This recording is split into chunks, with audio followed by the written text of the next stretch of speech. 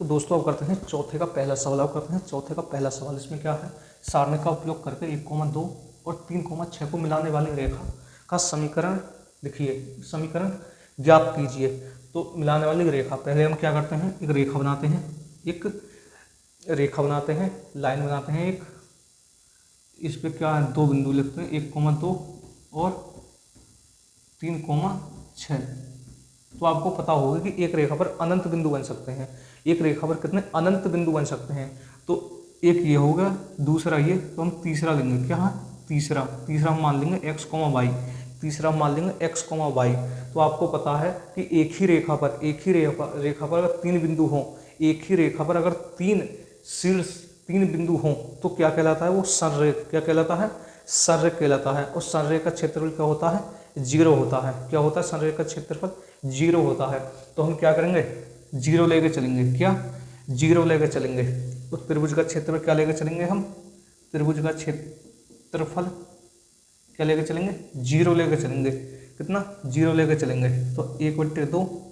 अब क्या करेंगे, सारणिक के आधार पर लिखेंगे, सारणिक के आधार पर त्रिभुज का क्षेत्रफल, त्रिभुज का क्षेत्रफल 1/2 x1 और जी y1 1, x2 y2 1, x3 y3 1।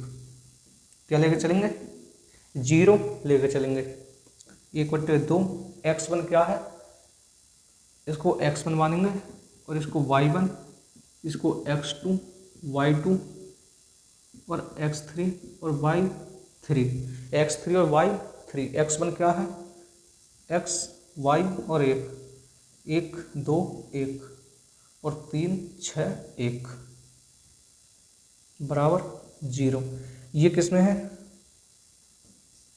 ये किसमें है, गुणा में। नीचे जाकर किसमें हो जाएगा, भाग में। जब 0 का भाग किसी संख्या में लगता है तो क्या आता है, 0 आता है। क्या आता है, 0 आता है। तो ये कितना हो जाएगा, x y 1 1 2 1 3 6 1। अब क्या करेंगे, r1 के सापेक्ष क्या करेंगे, प्रसार करेंगे। r1 के सापेक्ष प्रसार करने पर, ठीक है ना, r1 के सापेक्ष प्रसार करने पर। तो x 2 6 2 6 1 1 लेंगे। और ये कितना होता है, प्लस होता है, ये माइनस, ये प्लस, माइनस y, इसको छिपाएंगे, इसको छिपाएंगे, 1 3 1 1 लेंगे, 1 3 1 1 प्लस का 1 1 2 सॉरी 1 3 2 6। ठीक है, अब इसको सॉल्व करेंगे, आगे इसको सॉल्व करेंगे। x कितना हो जाएगा, 2 - 6 और y -y 1 - 3 प्लस 1 6 - 6।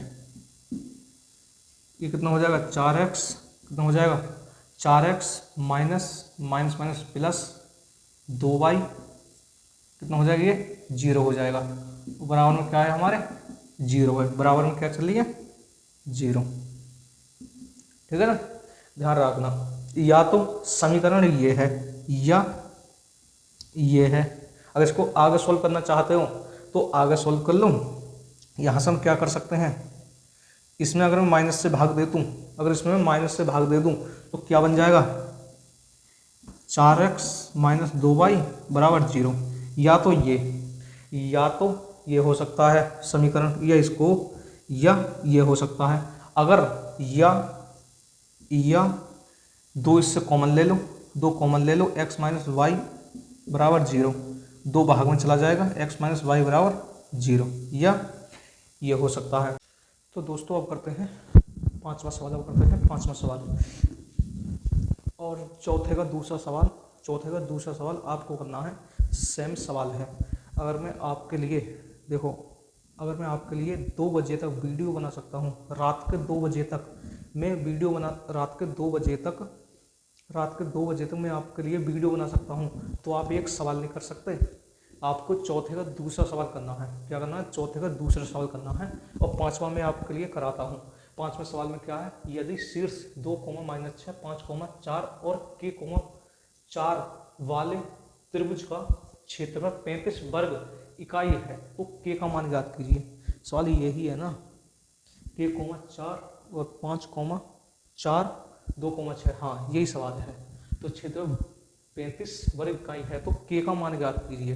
k का मान ज्ञात कीजिए। तो इसको क्या मानेंगे? x1, इसको y1, इसको x2 और इसको y2 और इसको x3 और इसको y3 मानेंगे। ठीक है ना? क्या लिखेंगे अब? सारणिकों के आधार पर, सारणिक क्वेश्चन प्रश्नानुसार क्या लिखेंगे? प्रश्नानुसार। ठीक है? सारणिक के आधार पर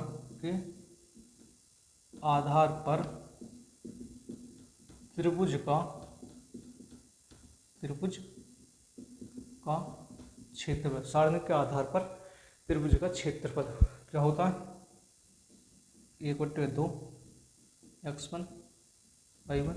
वैसे मुझे ये लिखने की जरूरत नहीं है, आपको तो याद हो गया होगा ये फॉर्मूला। x1 पर लिख देता हूँ क्या जाता है। ठीक है ना? प्रैक्टिस ही होगी आपकी और मेरी, दोनों की प्रैक्टिस ही होगी। x1 y1 1, x2 y2 और x3 y3 1। ठीक है ना? अब मैंने आपको बताया था अगर ऐसा सवाल आ जाए 35 वर्ग इकाई है तो आपको क्या करना है? प्लस माइनस लेना है। कितना? +-35 लेना है। +-35 लेना है और 1/2 लिखना है और x1 y1 और 1 की वैल्यू रखनी है 2, -6 और 1 और g 5, 4, 1 और k 4, 1। ठीक है ना? तो प्लस ये कितना हो जाएगा? 35 दूनी, या अभी मत करो, पहले लिख लो कि r1 के सापेक्ष प्रसार करने पर, r1 के सापेक्ष प्रसार करेंगे इसका, r1 के सापेक्ष प्रसार करने पर, r1 के सापेक्ष प्रसार करने पर। अब इसको आगे सॉल्व करेंगे। ये कितना हो जाएगा? 35 दूनी 70 हो जाएगा, +-70 +-70 हो जाएगा। ठीक है ना? +-70 हो जाएगा और 2 और 4, 4, 1, 1, 4, 4, 1, 1 माइनस, यहाँ पर प्लस होता है, यहाँ पर माइनस, यहाँ पर प्लस, माइनस क्या हो जाएगा? प्लस हो जाएगा। 6, 5 के 1, 1 कितना? 5 के 1, 1 +1 और कितना हो जाएगा? 5 के 4, 4 5 के 4, 4। ठीक? +-70 बराबर, इसको लगाने की जरूरत नहीं है। +-70 2 कितना हो जाएगा? 4 - 4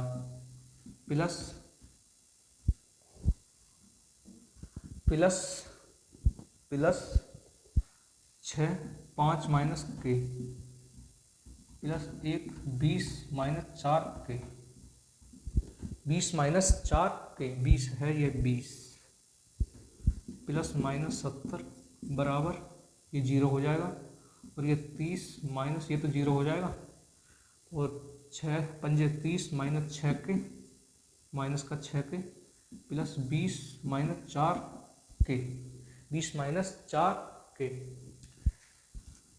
+-70 बराबर कितने हो गए? 50, ये प्लस 50 और माइनस का 10 के। अब क्या लिखेंगे? पहले लेते हैं प्लस चिन्ह, प्लस लेने पर